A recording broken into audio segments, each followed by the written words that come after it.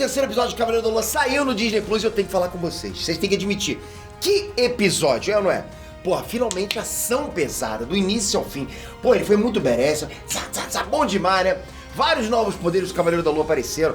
O Khonshu mostrou um nível absurdo de poder dele também. É absurdo aquele nível de poder. Você viu lá? Todos os deuses, todos os avatares, assim, chegaram pra expandir a mitologia mística da Marvel. E agora tem mais um grande mistério. Quem é a terceira personalidade, aquela personalidade sanguinária do Cavaleiro da Lua? Vem comigo que eu vou te explicar tudo isso agora. Vamos lá.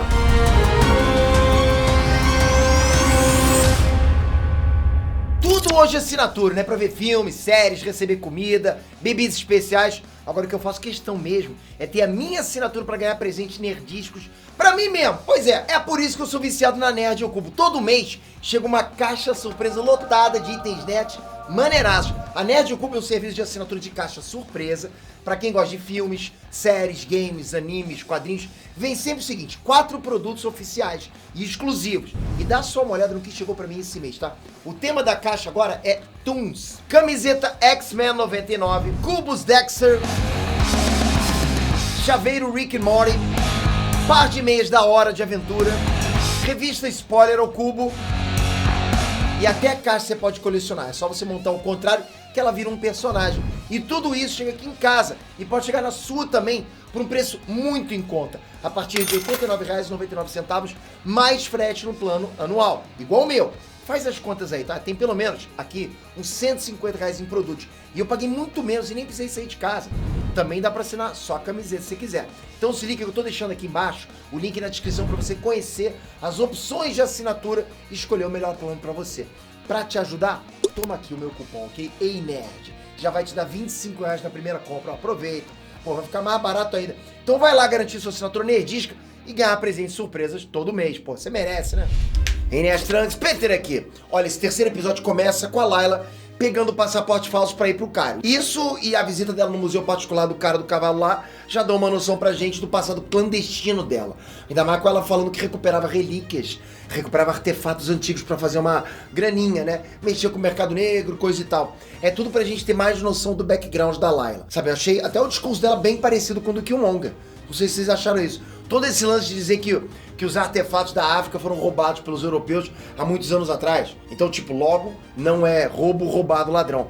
Isso bate igualzinho com o que o Killmonger fala na cena do museu do filme do Pantera Negra. Quem sabe até eles já não trabalharam juntos ou algo assim. Pode ser. O Mark, por exemplo, ele vira mercenário, mas antes ele era do exército americano da mesma forma que o Killmonger foi das forças especiais, então, quem sabe. Inclusive, foi legal demais ver o Mark lutando sem o traje nesse episódio. Bora combinar que aquele parkour no telhado ficou muito bom. A sequência de luta dele com aqueles 3 lá foi perfeita, porrada boa, realista pra caramba. Sem aquelas piruetas aleatórias que rolaram muito em Falcão e Soldado Invernal, sabe? Principalmente no lugar vem o arqueiro. Nossa, tinha muita pirueta aqui, na boa, que aquilo é muito plástico, mas pouca eficiência. Eu não sei se pra vocês isso pesa, mas me incomoda demais ver uma luta onde os heróis ficam dando 10 mortais, 1000 estrelinhas lá, como se fosse útil numa luta de verdade, sabe? Igual a Viúva Negra, que todo filme tem que dar pelo menos umas 5 chaves de periquito lá rodopiando com as pernas na cabeça dos inimigos, sabe? É o que eu te falo, é plástico. Mas assim, bom, aí é cada um, né? Cada um é cada um. Eu sei que nesse momento pode ter um monte de gente. Esse é chato, deixa eles lutarem. Beleza. Mas em Cavaleiro da Lua não tem isso, sabe? Ali teve defesas reais pra ataques de faca, desarmes reais, socão. Tudo muito bem feito, luta real mesmo. Com certeza foi coreografia de cara que manja daquilo, né? Inclusive essa luta tira sarro desse enfeite de filme árabe, que sempre bota um cara pra falar com cobra, lamber faca, fazer dancinha, não é? O Mano Brown lá do Egito meteu essa de lambida na faca e tomou logo 3 socão na fuça pra ficar esperto. Porque é isso que acontece numa luta de verdade, você ficar de gracinha. Tu vai chegar na frente de um cara a 50 centímetros e ficar assim com a faca? Porra, cara, sério, o cara vai levar a bifa, né? Então foi ação muito bem executada, coreografia, diálogos, cena muito boa e serviu pra mostrar como é que o Mark é casca grossa mesmo sem o traje. Eu falo pra vocês, ele era um mercenário, bom, ele é um mercenário casca grossa. Hoje ele já não tá mais como mercenário, mas ele sempre foi um cara muito casca grossa. A única coisa que me deu raiva foi o Steven toda hora atrapalhando o Mark no meio da porradaria. Isso realmente me incomoda um pouco. Eu sei que faz parte, né, da história e tal.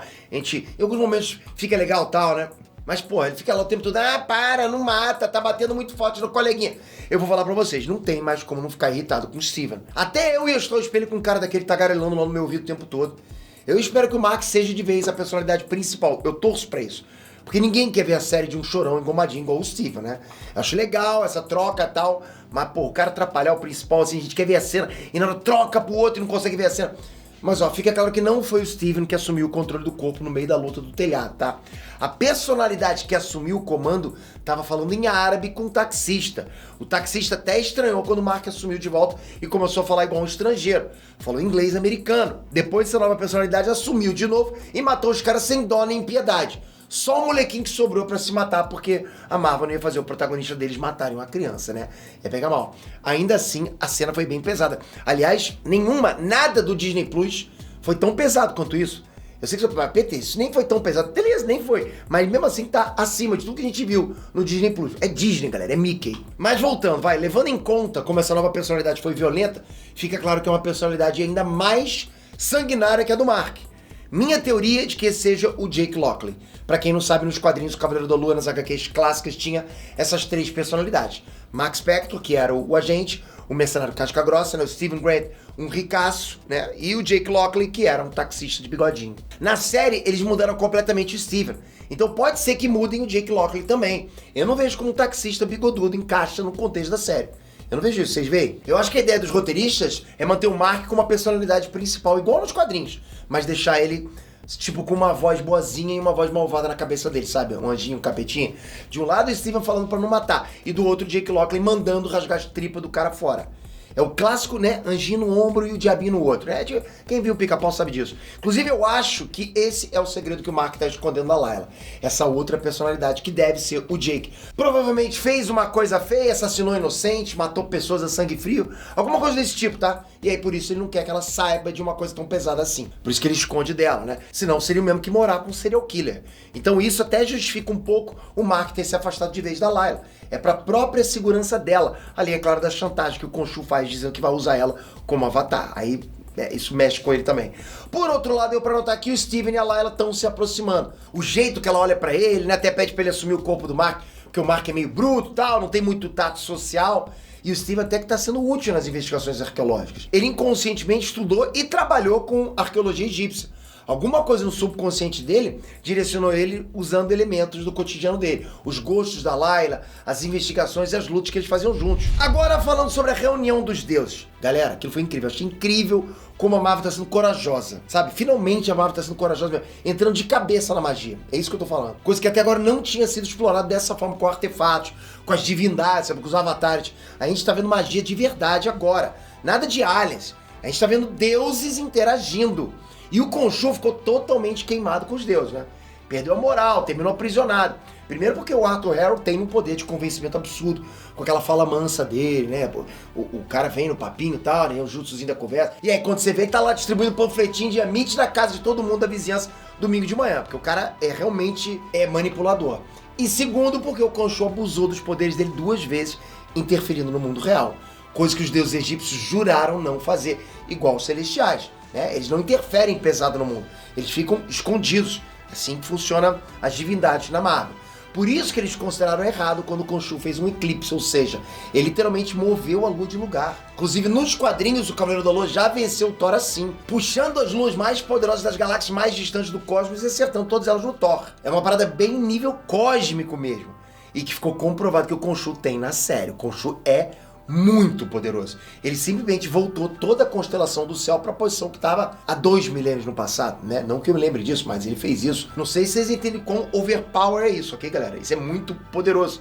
Mas basicamente, Khonshu, o que ele fez? Ele reposicionou todas as estrelas do espaço visível da nossa galáxia. Tudo que é estrela que dá pra ver da Terra, ele mudou de posição no espaço. Ele literalmente moveu milhares de estrelas no espaço. Milhões, sei lá quanto. Isso é uma das maiores mudanças cósmicas que já aconteceram no semi, talvez não passe desapercebido. Planetas podem ter perdido a vida por isso, né? Muita coisa pode ter acontecido na galáxia e até outras civilizações vão notar o que aconteceu. Quem sabe até outros deuses, além dos egípcios, já que na Marvel todos os panteões de Deus, né, de todas as mitologias, existem de verdade. Existe Deus pra tudo que você pensar. E tem que ver quais desculpas vão dar pra esses outros panteões não interferirem também, né? Porque, na boa, vários deuses perceberam. Não é só quem tava dentro daquela pirâmide, não. Muita gente, muitos deuses, né, perceberam. Muitas divindades. Porque eu fico pensando em semideuses também. Nos quadrinhos, os deuses egípcios precisam de avatares porque eles estão selados fora do espaço-tempo. Então, assim, os deuses, né, estão selados fora do espaço-tempo. Então eles não conseguem encarnar no plano normal. Diferente dos deuses nórdicos, tipo Thor, que conseguem transitar de boa pelo universo, né? Ouve orações, atende orações e tudo mais. Seria muito bom se botasse um Thor como um deus mesmo, igual nas HQs. Igual os deuses egípcios estão no CM. Tirar essa ideia de que ele é só um alien.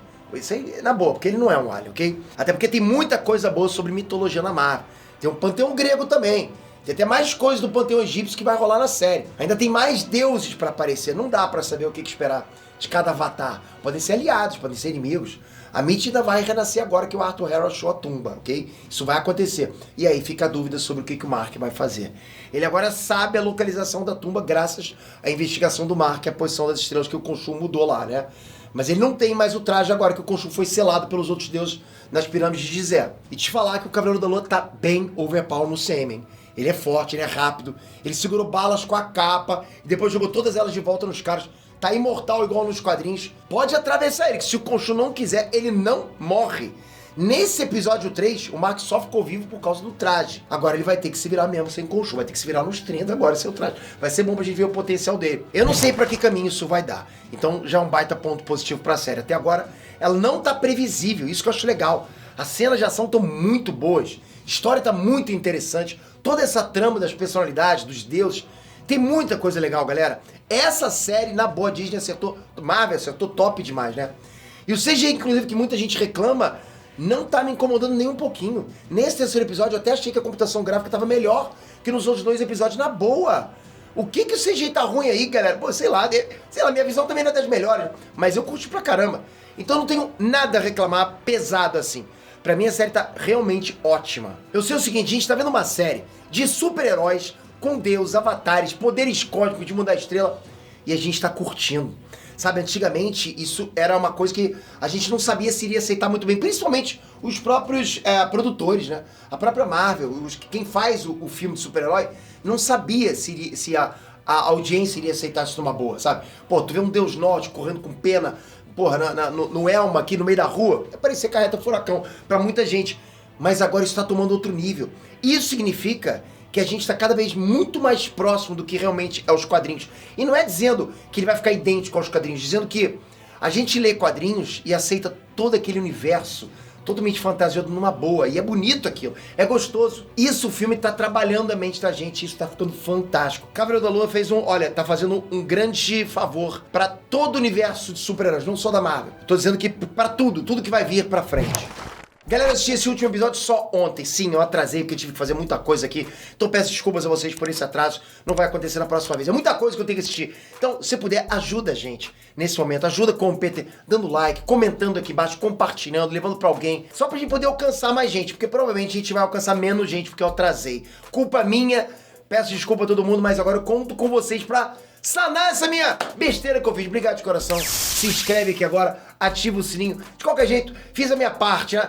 Antes tarde do que nunca, não é verdade? Obrigado de coração, galera. Não esquece, se inscreve aqui, ativa o sininho, que agora eu vou voltar. Não vou deixar uma peteca cair. Vou chegar bem em time. Valeu, galera. Até o próximo vídeo. Fui!